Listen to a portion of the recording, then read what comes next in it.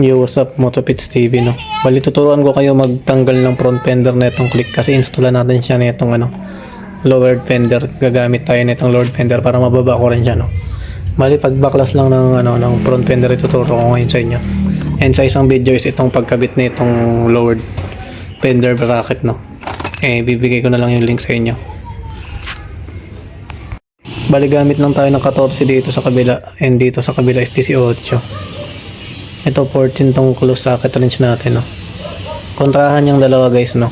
Tanggalin lang natin yung gulong. Luluwagan natin tong ehe para mahugot natin yung gulong, no. Yan, 18 tong nasa kaliwa and 14 tong nasa kanan.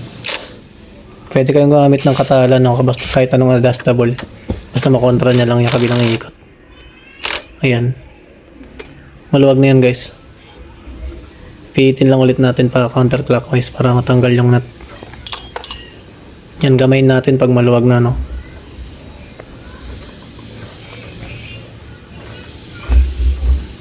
Luwagan lang natin ng sobra. Tanggal yung nut. And ito, isampasin lang natin ng mahina lang. Pag nalalakasan yung hampas kasi bibilog yung ehe, no. Ayan, impakin lang ulit natin. Ayan, pukpukin niya pa, no. Huwag malakas, guys, kasi hindi papasok yung nut niya pag babalik nyo na yun. Kasi bilog na yung dulo. Hugutin natin yung ehe, yan. Yan, nagirasa pa naman yung ehe natin. Ayan, no. Malalayan nyo, guys, no. Kuha kayo na pangkalso para hindi tumama yung front shock nyo pag tatanggalin nyo yung gulong. Tabi natin tong dalawang bushing. Magkabilaan yan, isang maikli, isang mahaba. And dito sa bandang this is yung bushing niya is maikli lang. Ayan yung tsura nyo para hindi kayo malito, guys, pag babalik nyo mamaya. Bandang this maikli yung bushing, yun sa kabila is mahaba. Bugutin lang natin. Bali, ito na yung tatanggalin nating mga tornilyo, guys, no. Tatlo yan. Size 8 ng Allen wrench yan. Ito isa, dalawa, and yung banda dyan sa likod yung pangatlo. Bali, yan, no. Nilagyan ko yan ng flyball dati para mag-lowered din, no. And mas satisfied ako kung ilo-lowered ko talaga siya ng sobra para yung MDL niya is nakakawala talaga yung ilaw. Ayan yung pangatlo, guys, na tornilyo sa likod. Gamit kayo ng mahabang alin, o kaya yung may tools kayo na extension. Pwede rin yan, guys. Bali yan, guys, yung mga tornilyo na yan yung tatanggalin natin.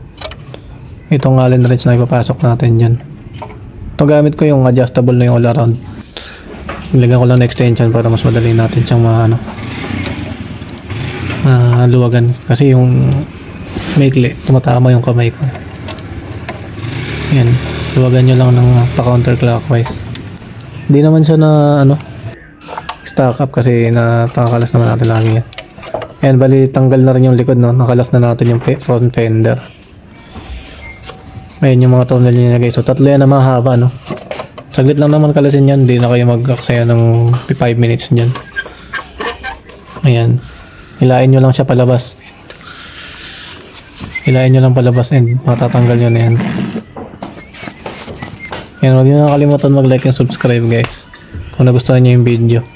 And sa pagbalik, guys, ganoon din, isasalpak nyo lang ulit yung gulong. Kabit nyo yung dalawang bushing. Thank you, guys.